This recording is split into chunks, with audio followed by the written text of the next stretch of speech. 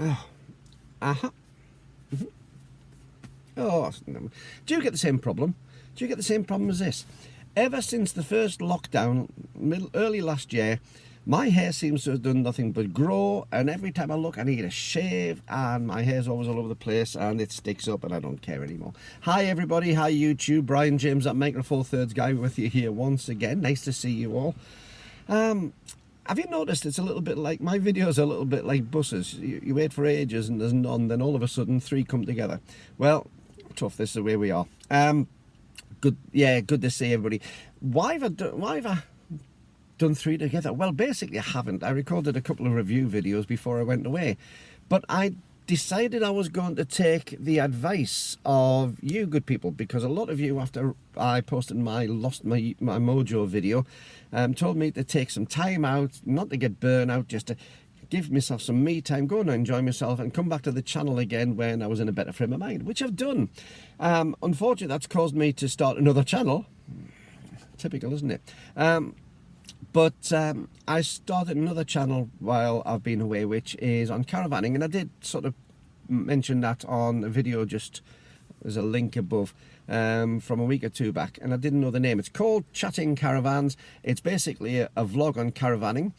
For those of you who don't know, I had a caravan for over a decade, which we went the full length of the UK from top to bottom when my son and daughter were both young, but in late 90s, early 2000s, work started getting in the way for both myself and my wife, and also the kids lost the interest in caravanning, so the caravan stayed in the drive, and eventually I decided to sell it.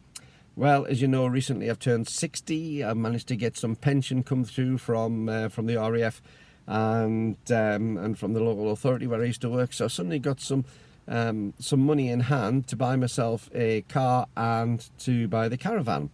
I've got no money left now. Caravans are ridiculously expensive. Why, goodness, lockdowns and staycations, because we can't go anywhere, have pushed the price and the availability of caravans through the roof. You can't get a caravan for love nor money, and the ones that you can find are through the roof in prices as well. Absolutely unbelievable. But I managed to secure a really good caravan. There's links to my channel on that, and I've come back to caravanning after a 20-year break, and I'm doing a little vlog on there called Chatting Caravans. I'm not proclaiming to be anything of an expert. I'm not doing reviews and things, but I'm going to use my usual thing of putting some common sense into some of the caravanning situations, because caravanning today is so different to what it was when I gave up in 2001. So have a look at the channel. I haven't found out how to put a link above, but if you look below, you'll find there's a hypertext link to my channel. Go on there if you're interested in recreational vehicles of any nature, because I know that's different throughout the world, and I've got viewers to this channel.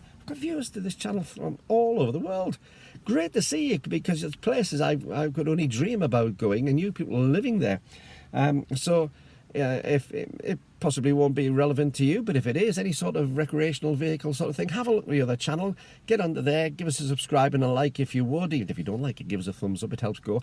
I'm at the heady heights of 14 subscribers when I looked this morning. 14. And I've posted 2 or 3 videos up there, but it's a little bit of my story of getting back into caravans and how different they are compared to previously. As I say, the link is below. Now, I've done 2 other videos recently, and they were both before I went away. One was my review of my Lumix 12 to 32 little pancake zoom, and there's a link above to that right now.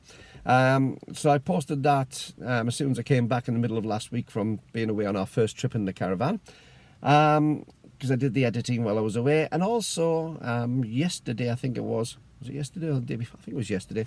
I also uploaded the video for the 75 to 300 Olympus lens, which I keep on getting the f-stop wrong. Don't worry about it. Don't panic about little bits of a part of an f-stop. It's a 4.7 or 4.8 to 6.7, whatever it is. You'll suss it out. It's written on the front of the lens. But I posted that up yesterday, and there's a link to that one above, as I say. So I put those up because I had those pre-shot but not edited from before I went away. And it's been a very therapeutic going away, because I'm very chilled. You might notice I'm quite chilled at the moment. It makes a change for me. We've had a really good time, just the two of us away in the caravan, which was very, very successful. And it's a little bit like a palace on wheels, to tell you the truth. Thoroughly enjoyable. But I'm back, and I'm back doing some of my videos. And we went away onto the northeast coast. We went to a place called Haggerston Castle, which is about 7 miles south of Berwick-upon-Tweed, which is on the Scottish border, England's most northern town.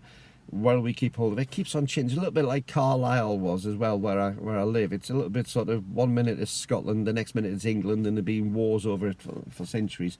But for the last few hundred years, it's been part of England, as is Carlisle.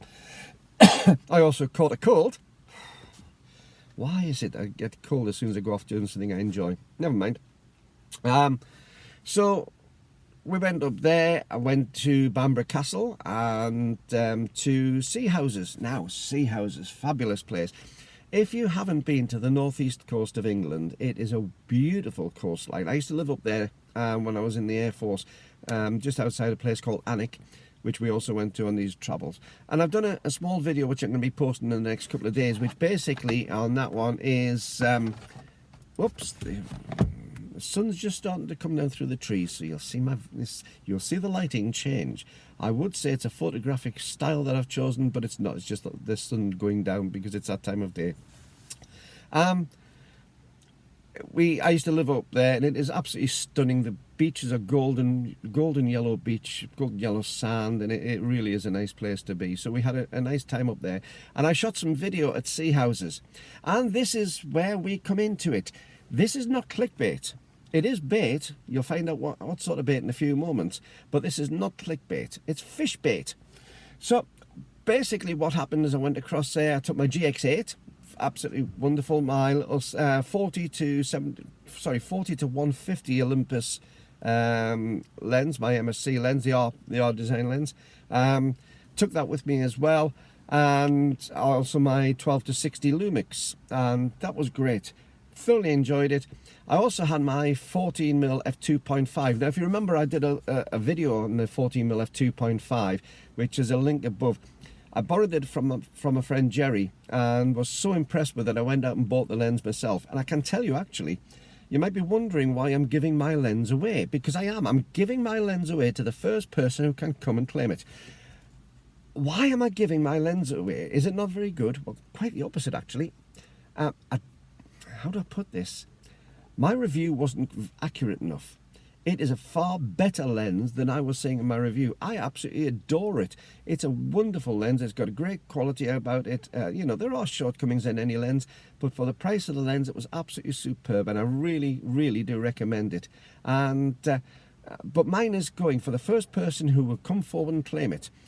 While I was at Sea Houses, I did some filming, which I'm going to be putting clips together. I decided I was just going to do some nice sweep shots with the GX8, using a couple of different lenses and seeing some of the boats coming out the harbour. It's a lovely little fishing harbour.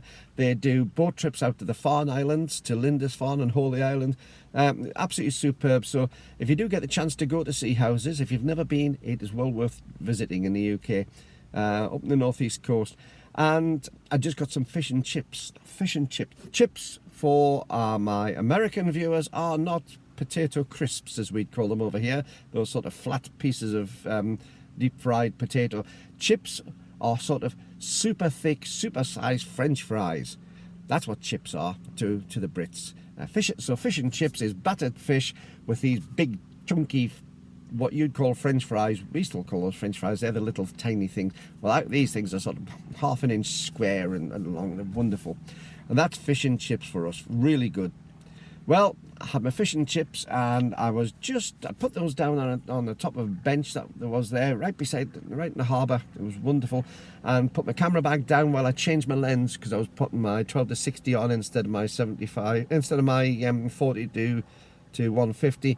And I had my camera bag, my small camera bag, just beside it with a couple of lenses in. And do you know the amount of seagulls, these great big gulls that are there, they're huge and cheeky.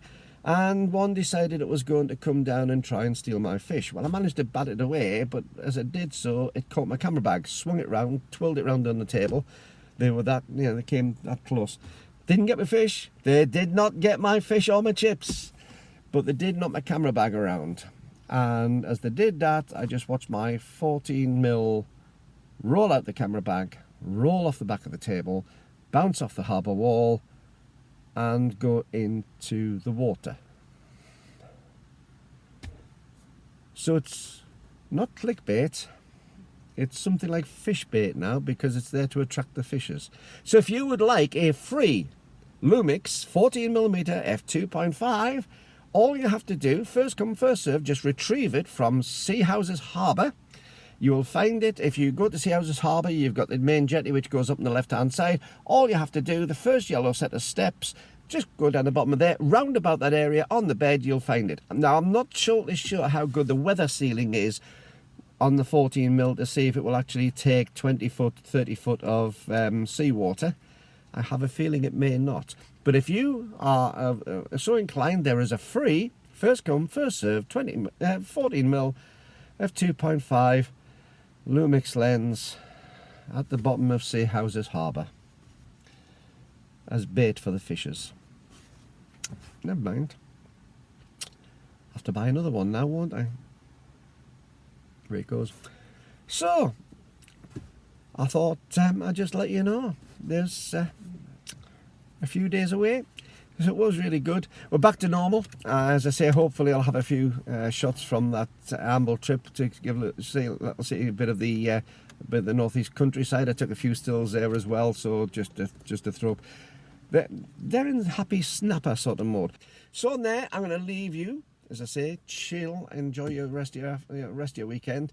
It's time for me to go off and put my stuff away in the freezer, since I've just done the shopping. So this is Brian James at Micro Four Thirds Guy. Slightly tearful at not having my lens anymore, so I'll have to go and buy another one. But whatever you do, take your camera out, keep on taking those photographs, keep on enjoying your photography, and watch out for seagulls. Nasty things. Bye bye.